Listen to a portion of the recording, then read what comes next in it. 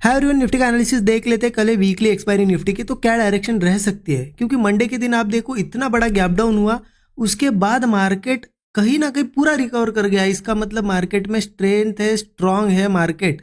और ये हमने डिस्कस भी किया था, इसका ही यूज करके आज के दिन हमने ये बुलिश ट्रेड भी कैच किया। एक अच्छा ये स्टूडेंट ग्रुप में शेयर कर दिया था, मैं आपको दिखा दूंगा कितने बजे लिया था, कहाँ लिया था। बट उससे पहले समझे हमने डिस्कशन क्या किया था, क्योंकि बहुत क्लियर एक डिस्कशन था। देखिए मार्केट यहाँ पे नीचे जाने के बाद भी इतना बड़ा गैप अप हुआ और ऊपर सस्टेन कर रहा था। तो हमने क्या डिस्कस किया था कि मार्केट स्ट्रांग है। यहाँ पे अगर गैप डाउन होता भी है किसी न्यूज़ की वजह से, लेकिन अगर ये लेवल क्रॉस नहीं कर पाता, ये 23,980 समथिंग थी, मतलब 24,000 के आसपास थी। जब इसके नीचे अगर जाएगा तो ही सेल कर सकते, अदरवाइज यहाँ कहीं भी ओपन होता है तो हम बुलिश जाएंगे, अगर ब्रेकआउट हमें अच्छा मिलता है तो। अब ब्रेकआउट कहाँ बना, देखिए अच्छा ब्रेकआउट किसे कहते हैं। ओपन हुआ मार्केट, ओपन होने के बाद यहाँ थोड़ा साइडवेज था, लेकिन इस ब्रेकआउट पे मुझे इतना ज़्यादा कॉन्फिडेंस नहीं आया, क्योंकि गैप डाउन भी बहुत ज़्यादा हुआ था। अगर छोटा मोटा गैप डाउन होता तो मैं स्टार्टिंग में ही ब्रेकआउट पे लेता ट्रेड, बट मैं यहाँ पे थोड़ा कंफर्मेशन का वेट किया तो मार्केट ऊपर गया। फिर यहाँ पे भी इतना खास ब्रेकआउट, मतलब कंसोलिडेशन नहीं था, अच्छा कंसोलिडेशन मिला यहाँ पे। तो इस ब्रेकआउट पे मैंने ट्रेड लिया, क्योंकि मेरा व्यू था कि जहाँ से इतनी बड़ी गैप क्रिएट हुई है, इतने बड़े गैप डाउन के बाद अगर मार्केट गिरा नहीं, इतने ऊपर आया तो गैप फिल करेगा, बस यही मेरा टारगेट था। और यहाँ से मार्केट ने अच्छा मोमेंटम दे दिया ये वाला, ठीक है, बहुत बड़ा मूव था, बहुत अच्छे प्रीमियम हमने यहाँ पे कैच किया। देखिए यहाँ पे ट्रेड लिया था, गैप फिलिंग यहाँ हुई, उसके बाद एक और कैंडल बनी और वही कैंडल आज का हाई है, मतलब पूरा मूव हमने कैच किया। ठीक है, आई होप आप सभी ने ये ट्रेड कैच किया होगा। मुझे लगता है आपने एनालिसिस देखा होगा तो बहुत से लोगों ने तो मॉर्निंग में ही लिया होगा यहाँ यहाँ। अच्छा है, आपने बड़ा प्रॉफिट किया हुआ मुझसे भी, क्योंकि मैं थोड़ा यहाँ पे ऊपर के साइड में एंटर हुआ। आपने अगर नीचे लिया होगा और पूरा मूव अगर कैच किया होगा गैप फिलिंग तक, तो हो सकता है प्रोबेबिलिटी ज़्यादा है कि आप लोगों ने अच्छा प्रॉफिट ही बनाया होगा। ठीक है, कमेंट में ज़रूर बताइएगा। अब देखते हैं कि कल कैसे ट्रेड प्लान करना है। उसके लिए देखिए मैं आपको पहले ले जाता हूँ 15 मिनट चार्ट पे, या फिर हम सीधा 1 डे चार्ट भी देख सकते हैं, डेली चार्ट देखेंगे। क्योंकि यहाँ पे आप देखो एक चीज़ समझो यहाँ पे कि कहीं ना कहीं एक रेंज थी मार्केट में, रेंज ऊपर की साइड निकल गई थी। अब रेंज ऊपर की साइड निकली मतलब मार्केट बुलिश था, लेकिन फेलियर आ गया, गैप डाउन करके एक दिन बहुत बड़ी कैंडल बनी, नीचे आ गया। अब क्या होता है, कोई भी अगर इंपॉर्टेंट ब्रेक हो लेवल और उसके बाद फेल हो जाए तो गिरना चाहिए आइडियली मार्केट, लेकिन फिर से रिकवर कर गया और ऊपर जाने की कोशिश कर रहा है। तो इसका मतलब है कि अगर इन लेवल्स को फिर से ऐसे ऊपर की तरफ कल मतलब गैप अप हो या फिर थोड़ा ऊपर निकले, चांसेस बहुत ज़्यादा इन हाइज को वापस से वो टारगेट करेगा।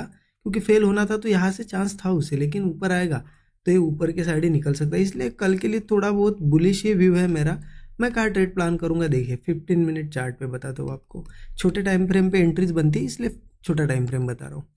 देखिए क्लियर है कि हम अब यहाँ पे इतने बड़े गैप डाउन के बाद भी रिकवर कर गए। तो मेरा व्यू यही है सिंपल सा, कि अगर मार्केट मान लो फ्लैट भी ओपन होता है या नीचे भी आता है थोड़ा, और ऐसा सपोर्ट बना लेता है, होल्ड करता है, ब्रेकआउट देता है, तो मैं बुलिश साइड के ट्रेड ही प्लान करूंगा, अप साइड के ट्रेड ही प्लान करूंगा। चाहे तो कुछ सपोर्ट्स आप यहाँ मार्क कर सकते हैं, 24,130, 24,100, ये छोटे छोटे सपोर्ट्स है। अगर इन सपोर्ट्स पे सस्टेन करके ब्रेकआउट आता है तो और ज़्यादा कॉन्फिडेंस आएगा हमें ट्रेड लेने में। ठीक है, क्योंकि एक बार ये 100 वगैरह ब्रेक करे तो फिर थोड़ी वीकनेस आएगी, फिर ये लेवल टेस्ट हो सकती है। इस वजह से ज़्यादा नीचे ओपन नहीं होना चाहिए या फिर नीचे आना नहीं चाहिए। ठीक है, अगर फ्लैट भी ओपन होता है और सस्टेन करता है, बहुत समय यहाँ पे बिताता है, ब्रेकआउट देता है, तो हम बुलिश ही जाएंगे। अब एक केस आ जाती है गैप अप की। गैप अप में क्या करें, तो देखिए सिंपल है, मार्केट है बुलिश, हो भी सकता है गैप अप, पॉसिबिलिटी है कि बुलिश है तो गैप अप हो। अगर गैप अप होता है तो एक ही चीज़ का वेट करो, एक तो रिट्रेसमेंट आने दो, क्योंकि गैप अप के बाद डायरेक्टली कभी प्लान नहीं करना होता है। हम क्या करते हैं, डायरेक्टली ले लेते हैं ट्रेड फोमो में कि मिस ना हो जाए, और रिट्रेस करने आता है तो बड़ा लॉस दिखता है तो निकल जाते हैं। इसीलिए गैप अप के बाद एक तो वेट करो, होल्ड करने दो उसे अच्छा खासा और ब्रेकआउट आने दो, या फिर वो रिट्रेस करने आता है आने दो। फिर जब सपोर्ट बनाएगा और होल्ड करके ब्रेकआउट देगा ना, तब कॉल प्लान करना। जैसे कि यहाँ पे देखो कितना टाइम स्पेंड किया और ब्रेकआउट दिया, ऐसा कोई ब्रेकआउट आता है तो हम बुलिश जाएंगे। अब ऊपर के टारगेट क्या है, देखिए मार्केट में ट्रेंड अगर कंटिन्यू होता है तो टारगेट तो बिल्कुल ओपन है, ओपन है। इसका मतलब आपको जितना चाहे आप टारगेट ले सकते हो, बट एक चीज़ ध्यान रखना, जब आपने अगर ट्रेड बनाया ऐसे कोई ब्रेकआउट पे, एक अच्छा खासा मुंह आ जाए, उसके बाद होल्ड करे, तो इंट्राडे वाले तो बुक कर लेने ही चाहिए। क्योंकि इंट्राडे में क्या होता है, हमेशा एक मुंह देने के बाद वो यहाँ पे कहीं ना कहीं कूल डाउन होता है तो प्रीमियम डीके होता है तो प्रॉफिट चला जाता है। इसलिए एक अच्छा मुंह आए बुक कर लो, बाकी अगर आपको बड़ी रैली रन करनी है तो ट्रेल करते करते रन कर सकते हो। मिनिमम तो यहाँ पे टारगेट अगर बोलूँ मैं, ऊपर आएगा ना तो ये गैप फिल करेगा। जैसे कि एक गैप है यहाँ पे, देखो ये गैप है 350 की और ये हाई है 530 का। मतलब ये गैप फिलिंग का भी एक टारगेट रख सकते हो, इजीली गैप फिल कर सकता है ऊपर आता है तो। और फिर ये 24,500 की लेवल भी टेस्ट कर सकता है।